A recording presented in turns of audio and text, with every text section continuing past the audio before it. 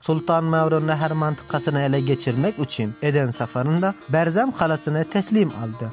Ama Berzam kalasının komandanı teslim bolacak deyip hainlik edip huzuruna çıkan Yusuf Harizmi yanındaki gizlen zehirli bıçağı bilen sultanı orup yaraladı. Bir neçe müddet yara kalandan sonra sultan dünyadan göz yumdu. Ama sultan ölümünden ön böyle demişti. Düğün bir depe üstündetim. Aşağı karanımda urduğumun ayak aslarında yerler titriyordu. Özüme aittim. Bu dünyanın sultanı benim.